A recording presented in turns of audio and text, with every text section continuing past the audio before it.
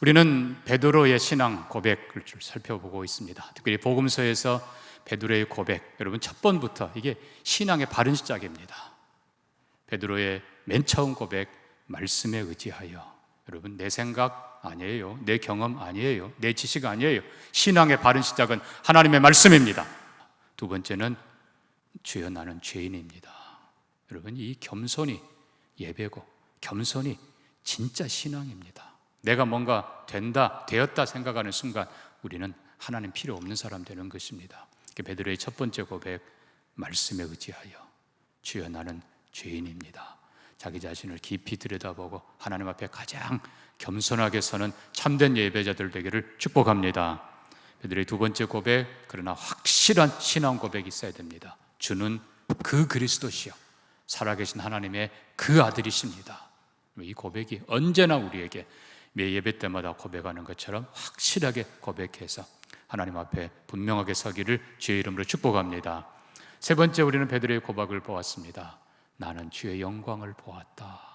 여러분, 예수의 그 영광, 천국의 영광, 미래에 우리에게 주실 그 한없는 영광을 믿음의 눈으로, 소망의 눈으로 말씀을 통해서, 특별히 요한계시록 같은 걸 보면서 여러분의 것이 되기를 축복합니다. 이 영광을 본 사람은 두려움이 없어요. 이 영광을 본 사람은 어떤 것도 감당해낼 수 있습니다. 이미 우리는 미래 결승전을 이미 보고 있는 거예요. 이미 하나님이 승리하셨습니다. 그 영광의 나라를 믿음으로 내다보면서 담대하게 걸어가시기를 주의 이름으로 축복합니다. 우리는 요한복음 21장, 복음서의 마지막 장을 보면서 베드로의 네 번째 고백을 보았습니다. 주님이 모든 것을 다 아십니다. 여러분, 이게 정말 우리에게 필요한 고백이에요. 내 과거를, 내 실수를, 그리고 그것 때문에 울었던 내 아픔과 눈물을 주님이 아십니다.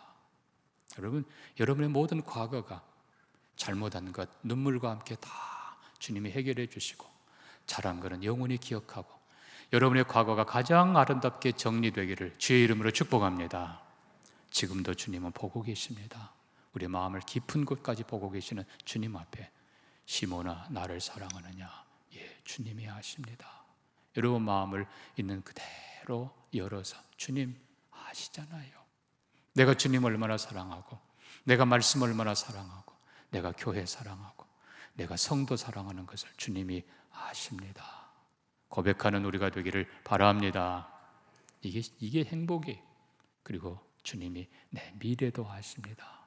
나는 당장 모릅니다. 그러나 주님께서 아십니다. 욥의 고백대로 내가 가는 길을 그가 아시나니 그가 나를 단련하신 후에는 내가 정금같이 나으리라. 주님이 다 아십니다. 그 주님과 함께, 주님이 인도하는 걸음을 따라서 주님과 함께 값지게 존귀하게 살아가시기를 주의 이름으로 축복합니다. 오늘은 우리가 사도행전을 잠깐 살펴보면서 베드로의 또 다른 고백들을 살펴보려고 합니다. 오늘 15장 본문에 실은 이 예루살렘 공회에서 했던 베드로의 고백인데요. 자, 특별히 베드로는 세 가지를 고백합니다. 6절 보니까 사도와 장로들이 이 일을 의논하러 모여 많은 변론이 있은 후에 베드로가 일어나 말하되 형제들아 너희도 알거니와 하나님이 이방인들로 8절에 하나님이 성령을 주시고 또 하나님이 깨끗하게 하셨고 우리가 하나님을 시험해서는 안 된다. 여러분, 베드로의 첫 번째 고백은 하나님이 하셨다. 하나님이 하셨다. 하나님이 택하시고 하나님이 믿게 하시고 하나님이 성령 주시고 하나님이 여기까지 인도하셨다라는 고백입니다. 사랑하는 성도 여러분, 너무나 당연한 것 같지만 그러나 그렇지 않을 때가 많습니다. 내가 믿었는데요, 내가 했는데요, 내가 봉사했는데요. 아니에요. 믿음도 하나님의 선물입니다. 찬양할 수 있는 것도 하나님의 은혜입니다. 아멘. 기도할 수 있는 것도 하나님의 은혜예요. 예배할 수 있는 것도 하나님의 은혜예요. 믿음 주시고 교회 앞에 하나님 앞에 나오게 하시고 감사로 찬송하게 하시고 기도하게 하시고 말씀 듣게 하시고 하나님의 은혜예요. 자, 우리는 특별히 사도행전 3장으로 갑니다. 제9시 기도 시간에 베드로와 요한이 성전에 올라갑니다. 물론 기도하러 갔죠. 그런데 거기 성전 미문에 40년 동안 변함없이 앉아 구걸하던 못 걷는 이가 있었습니다. 물론 그동안에 수없이 봤겠지요. 그러나 웬일인지 베드로와 요한이 이날 성전에 올라갈 때 성령님께서, 하나님께서 한 마음을 주십니다. 그래서 그를 자세히 봅니다. 못 걷는 이를 자세히 볼 때 그가 뭔가 바라고 손을 내밉니다. 그때 베드로가 말합니다. 은과 금은 내게 없지만 내게 있는 것으로 내게 주노니 나사렛 예수 그리스도의 이름으로 일어나 걸어라. 그리고는 그 손을 베드로가 붙잡습니다. 일으킵니다. 처음에는 얼떨결에 못 걷는 이가 일어서려고 했습니다. 성경에 보니까 발과 발목이 힘을 얻어 걷기도 하고 뛰기도 하고 성전에 들어가 하나님을 찬양하니라. 여러분, 놀라운 일이 일어난 겁니다. 자, 3장 8절 보니까 뛰어서서 걸으며 하나님을 찬송하니 모든 백성이 놀랍니다. 10절 보니까 그에게 일어난 일로 인하여 심히 놀랍게 여기며 놀라니라. 놀랐다가 그냥 2번, 3번 반복하면서 엄청난 반향을 일으킵니다. 자, 11절입니다. 나은 사람이 베드로와 요한을 붙잡으니 모든 백성이 크게 놀라 달려나가 솔로몬 행각에 모입니다. 자, 이 병난 안전 못 걷는 사람이 일어나서 베드로와 요한을 손을 잡고 그를 끌고 솔로몬 행각으로 갑니다. 사람들이 이 솔로몬 행각은 헤롯 성전 한쪽에 있는 굉장히 유명한 그런 정자 같은 것입니다. 사람들이 막 모여듭니다. 이 사람이 정말 40년 동안 못 걸었던 그 사람 맞느냐? 자, 근데 여러분 12절을 보십시오. 베드로가 이것을 보고 백성에게 말하되 이스라엘 사람들아, 이 일을 왜 놀랍게 여기느냐? 우리 개인의 권능과 경건으로 이 사람을 걷게 한 것처럼 왜 우리를 주목하느냐? 지금 베드로 얘기는 내 경건, 내 기도, 내 능력으로 이 사람이 고쳐진 게 아니다. 자, 13절부터입니다. 아브라함과 이삭과 야곱의 하나님 곧 우리 조상의 하나님이 그 종 예수를 영화롭게 하셨느니라. 그는 거룩하고 의로운 자이지만 15절 너희가 생명의 주를 죽였다. 그러나 하나님이 그를 살리셨고 지금 그분이 살아계신다. 16절 그 이름, 예수의 그 이름이 이 사람을 일으켰고 그 이름을 믿는 믿음이 이 사람을 완전히 낫게 하였느니라. 여러분, 베드로의 고백은 놀라는 사람들에게 이 사람들아, 내 경건, 우리 능력이 아니라 지금도 너희가 죽였지만 부활하신 살아계신 예수 그리스도 그분이 하신다. 그 이름이 하신다. 이 베드로의 고백입니다. 돌아보면 앞에 있는 2장에도 오순절에 성령이 임하시고 120여 명의 성도님들이 각기 여러 나라의 방언으로 말하기 시작합니다. 사람들이 놀랍니다. 오순절에 왔던 그 수많은 사람들이 아니 우리 고향에서 듣던 그 이상한 말들을 듣는다. 일부에는 술에 취했다. 놀래지만은 그러나 베드로가 일어나서 말합니다. 여러분, 그게 아닙니다. 하나님께서 이미 요엘 선지자에게 약속하신 성령을 부어주신 것입니다. 여러분도 다 회개하고 예수를 믿으십시오. 그리하면 너희도 성령을 선물로 받을 것입니다. 각각 회개하고 이 베드로의 설교 앞에 지난번 스데반의 설교 때는 돌 들어 치던 그 완악한 사람들이었지 모르지만 이번에 베드로의 설교에 수많은 사람들이 회개하고 가슴을 치며 회개하면서 예수를 믿습니다. 3,000명이 주께로 돌아오더라.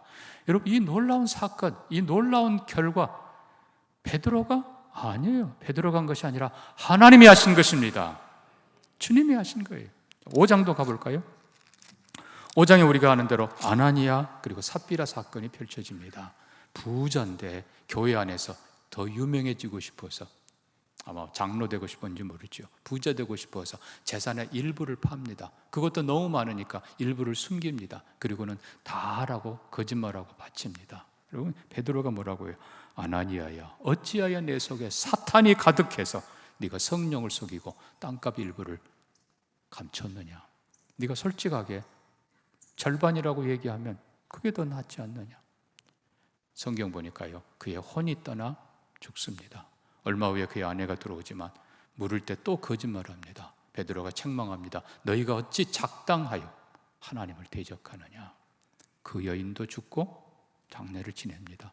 예루살렘 교회가 깜짝 놀랍니다. 여러분, 다시 베드로가 한 거예요? 아니에요. 성령이 하십니다. 하나님이 하십니다. 심지어 5장 15절 보면요, 12절부터 사도들의 손을 통하여 민간의 표적과 기사가 많이 일어나매. 또 심지어 15절 보니까 심지어 병든 사람을 메고 거리에 나가 침대와 요 위에 누이고 베드로가 지나갈 때 그의 그림자라도 덮일까 바라고 예루살렘 부근에 수많은 사람들도 모여 병든 사람, 더러운 귀신에게 괴로움받는 사람을 데리고 와서 다 나음을 얻으니라. 여러분, 정말 이 놀라운 이적과 능력과 이 역사들이 베드로의 능력이라고요? 아니에요. 어떻게 베드로의 그림자를 쓰고 나을 수 있습니까? 하나님이 하십니다. 8장에 보면 사마리아 교회 빌립이 복음 전에 성령의 역사가 또 나타납니다. 귀신들이 쫓겨나가고 표적들이 나타나고 더러운 귀신들, 많은 중풍병자 못 걷는 사람들이 났고 그 성에 큰 기쁨이 있더라. 이 소식을 듣고 예루살렘 교회가 베드로와 요한을 파송합니다. 베드로와 요한이 가서 확인하고 그들에게 다시 복음을 정리해주고 그리고 그들을 안수하여 축복할 때 성령이 임하십니다. 그 모습을 보고 마술사 시몬이 돈을 베드로에게 드리면서 이 능력을 나에게 파십시오. 베드로가 그를 책망합니다. 여러분, 이건 하나님이 하신 것이지 베드로의 능력이 아닙니다. 자, 9장 뒷부분 봅니다. 자, 32절입니다. 그때 베드로가 사방으로 두루 다니다가 룻다에 사는 성도들에게 내려갔더니 거기서 애니아라 하는 사람을 만나매 그는 중풍병으로 침상 위에 누운 지 8회라. 베드로가 이르되 애니아야, 예수 그리스도께서 너를 낫게 하신다. 일어나 내 자리를 정돈하라 한데 곧 일어나니. 여러분, 베드로는 분명히 고백합니다. 베드로의 기도, 베드로의 능력, 베드로의 권세가 아니에요. 예수 그리스도께서 너를 낫게 하신다. 오늘도 살아계신 주님, 부활하신 주님, 그분이 일하십니다. 그 베드로의 첫 번째 고백은 하나님이 하신다. 하나님이 하셨다. 앞으로도 하나님이 하실 것입니다. 여러분, 이게 정말 중요한 신앙 고백입니다. 우리의 구원도 하나님이 하십니다. 우리가 뭔가 섬기고 일할 수 있었던 것도 하나님이 하십니다. 장래에도 하나님이 하실 것입니다. 그래서 훗날 우리가 천국문에 이르렀을 때 주님이 하셨습니다. 주님이 다 하셨습니다. 라고 고백하는 우리가 되기를 바랍니다. 근데 중요한 건 우리가 15장 다시 와서 보니까요, 하나님이 일하시는데, 자, 4절에요. 예루살렘에 이르러 교회와 사도와 장로들에게 영접을 받고, 이때는 1차 선교를 마친 바울과 바나바가 두고 하는 말입니다. 영접을 받고 하나님이 자기들과 함께 계셔 행하신 모든 일을 말하매. 자, 하나님이 하셨어요. 그러나 하나님이 바울과 바나바를 통해서 일하시는 것입니다. 우리가 하나님이 하셨다라고 고백할 때 기억하는 것은 나는 그럼 아무것도 안 해도 되는가? 그게 아닌 겁니다. 하나님이 우리와 함께 계시고 하나님이 우리를 통해서 일하십니다. 그래서 우리는 하나님의 선한 도구들인 것입니다. 하나님의 축복의 통로들입니다. 하나님이 일하시도록 우리 자신을 드리는 성도들이 되기를 축복합니다. 그래서 고린도전서 3장에 이렇게 썼어요. 바울이 나는 심었고 아볼로는 물을 주었지만 자라게 하시는 이는 하나님이시니라.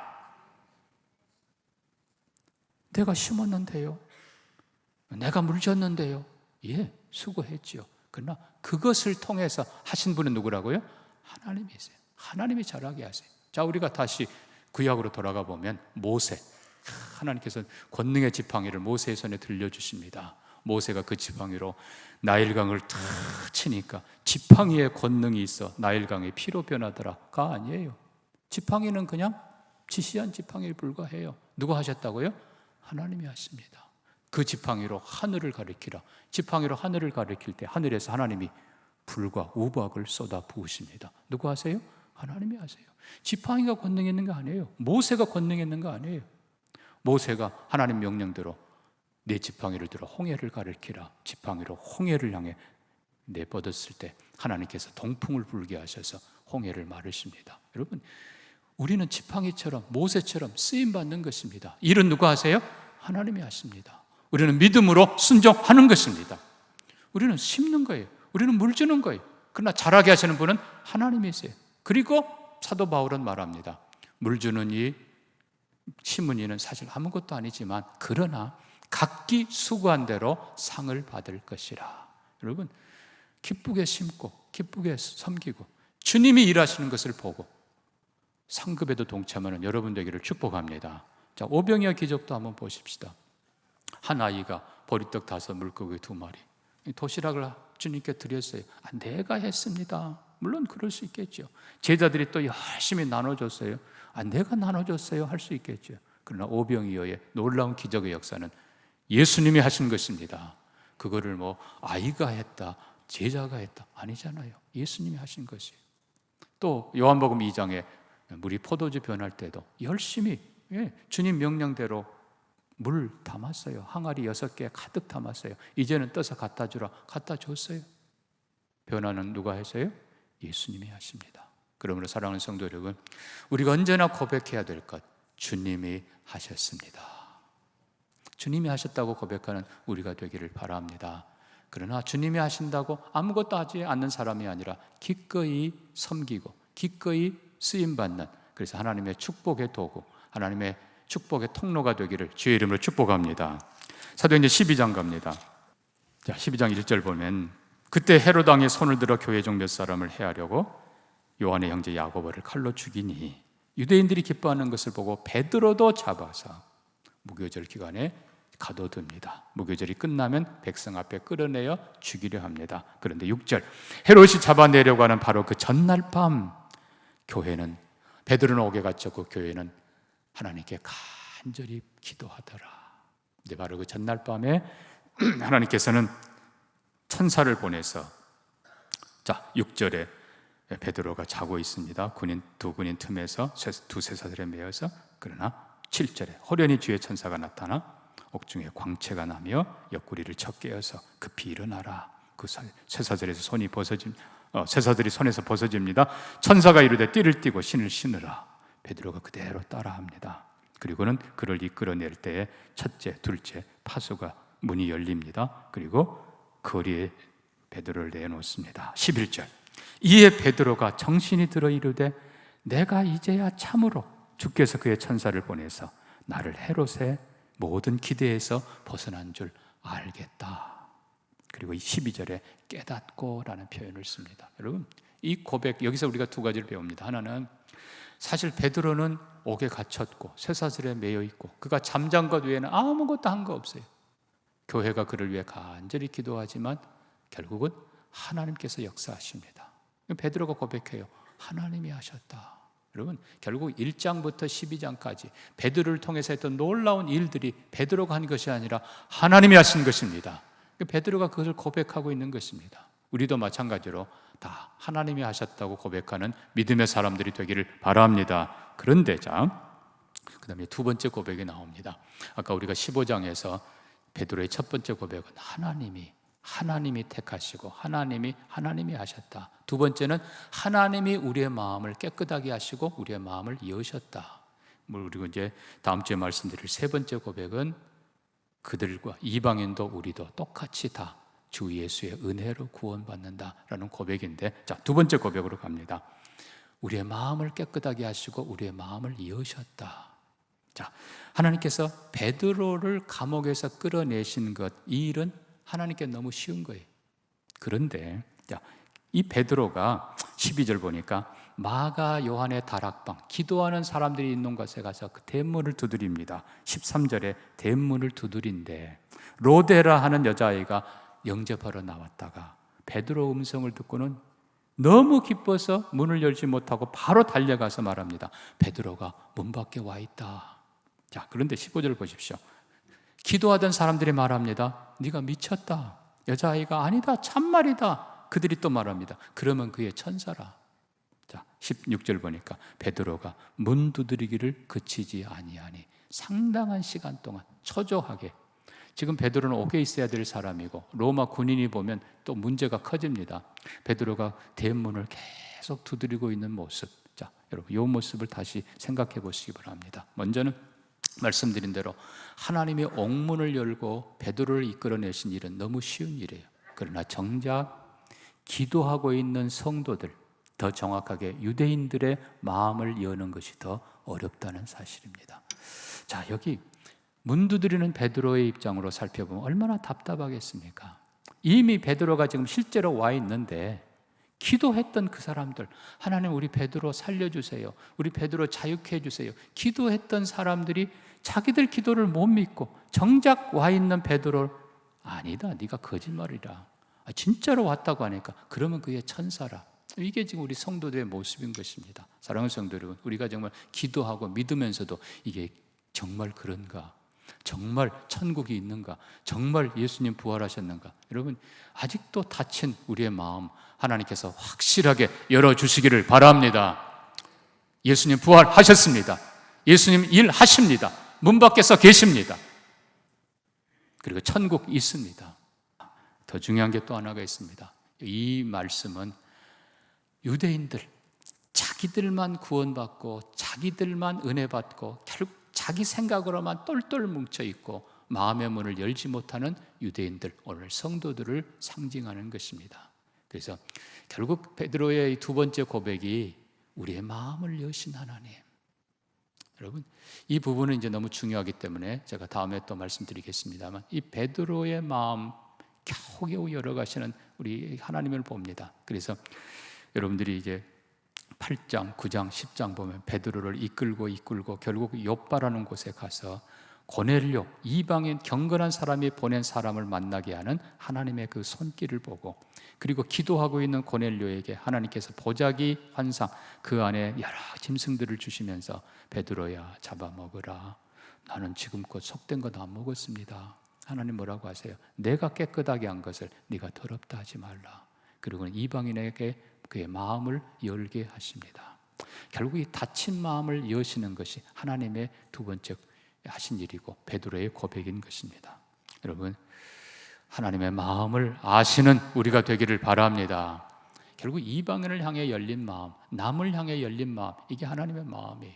우리가 잘 아는 대로 누가복음 15장에 아버지의 마음, 둘째 아들, 집 나간 둘째 아들을 기다리고 그 돌아오기를 바라는 아버지의 그 마음, 밤마다 잠 못 주무시고 밥 먹을 때마다 아들 생각했던 그 아버지의 마음은 아랑곳 없이, 큰아들은 어때요?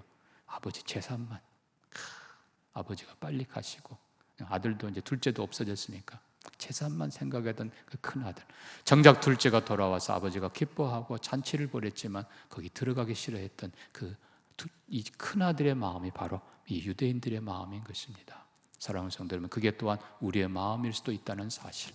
한편으로는 기도하면서도 못 믿는 나, 예배하면서도 못 믿는 나, 한편으로는 전도하면서도 못 믿는 나, 성경 읽으면서도 못 믿는 나의 닫힌 마음을 하나님이 활짝 열어주시기를 원합니다.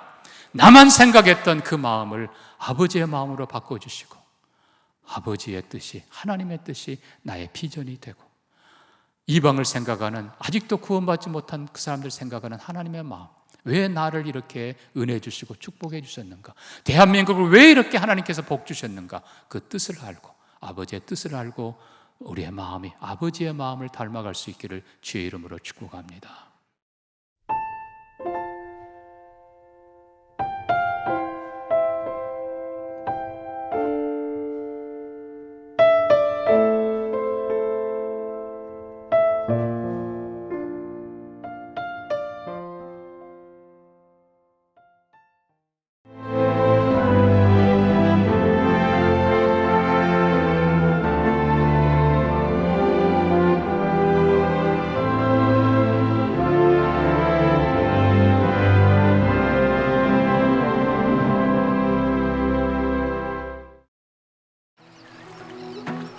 만약 섬에 색을 입힌다면 어떤 일이 생길까?